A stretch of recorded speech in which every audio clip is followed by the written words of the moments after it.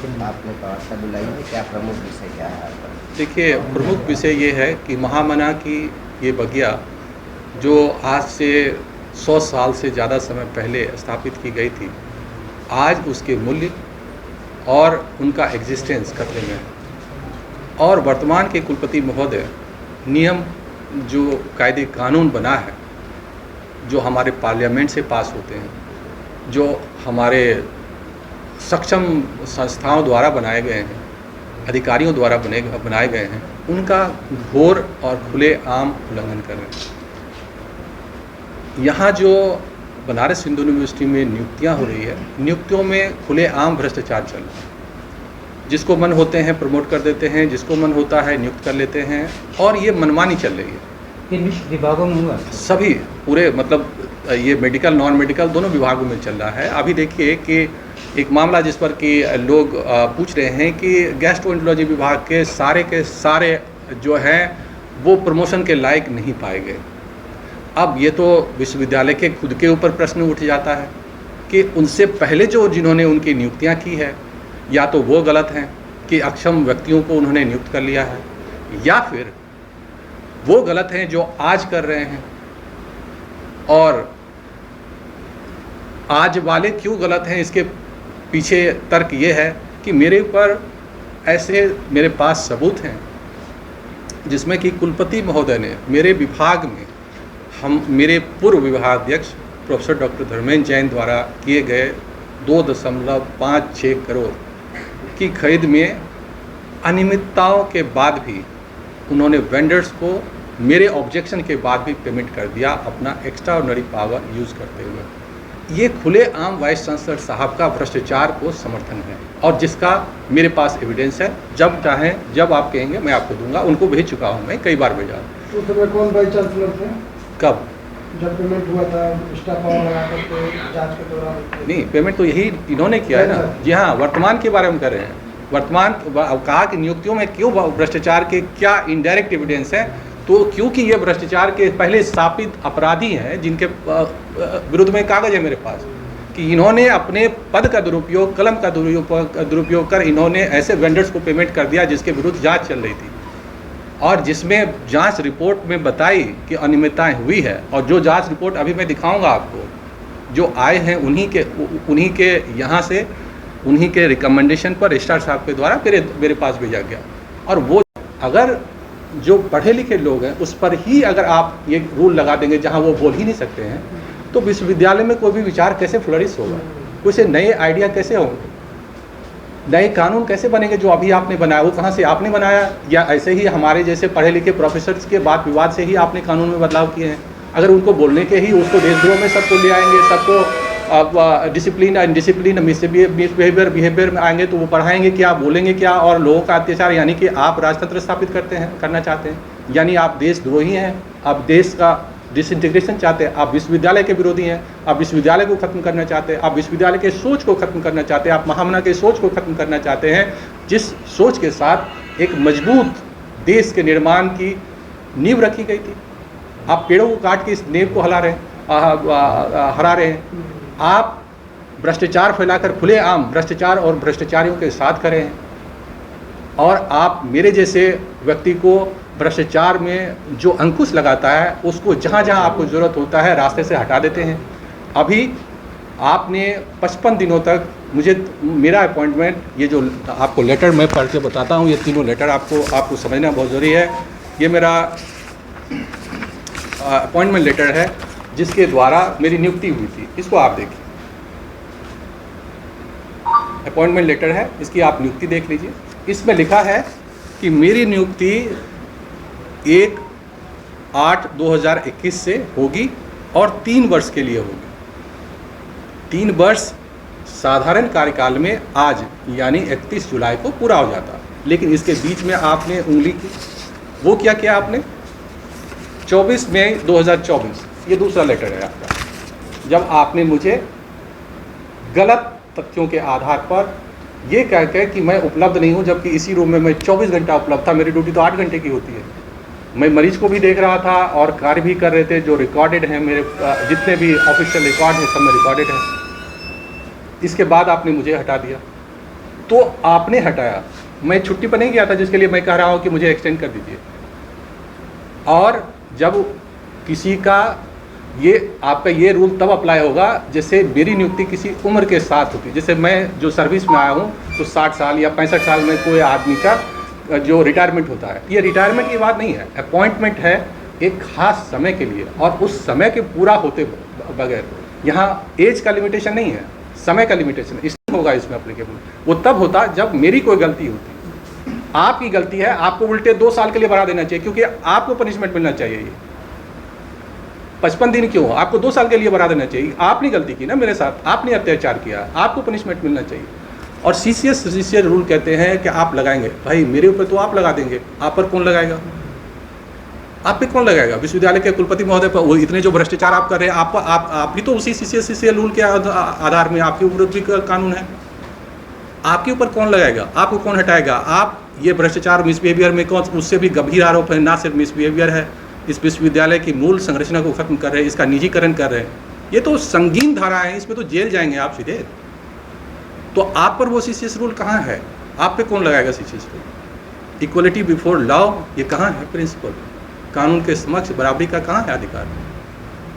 आप अपने से छोटे पे सीसीएस लगा रहे हैं, अपने आप को जो मन हो रहा है वो कर रहे हैं, उसको धमका के आप पूरे विश्वविद्यालय को लूट रहे हैं, विश्वविद्यालय की मूल आत्मा को खत्म कर रहे हैं, महामना के विचारों को खत्म कर रहे हैं, इस देश के आदर्शों को खत्म कर रहे हैं, इस देश में बुद्धिजीवियों को खत्म कर रहे हैं, इस देश के ईंट से ईंट बजा रहे हैं। ये एक घोर और जघन्य अपराध है, इस देश के साथ देशद्रोह है, ये समाजद्रोह है। सोच को खत्म कर रहे हैं आप, जड़ से इस देश के इमारत को, इस विश्वविद्यालय को खत्म कर रहे हैं आप, इतनी बड़ी अमानत को खत्म कर रहे हैं आप बहुत बड़े क्रिमिनल हैं। अब समझिए कैसे चलेगा ये विश्वविद्यालय। उसके बाद आप देखिए, आपने खुद रीअपॉइंट किया मुझे 18 जुलाई 2024। अगर मैं गलत था तो आपने रीअपॉइंट क्यों किया मुझे? अगर सच में मैं गलत था तो आपने मुझे रीअपॉइंट क्यों किया?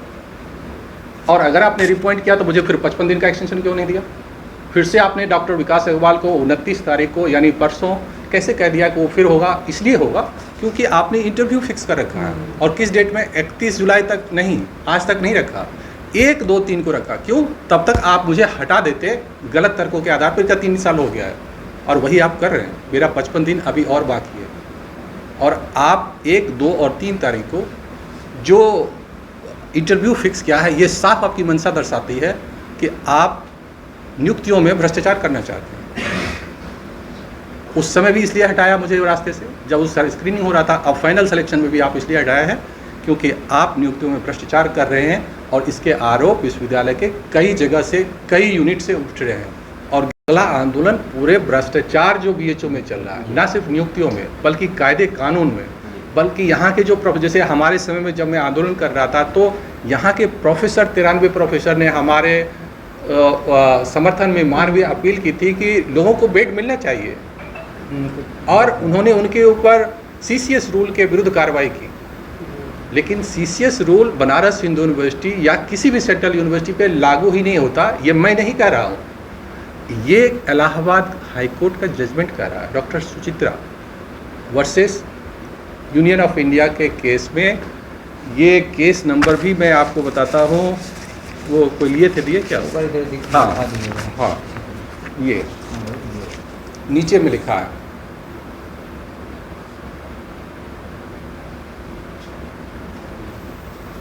इसको मैं पढ़ के बता देता हूँ।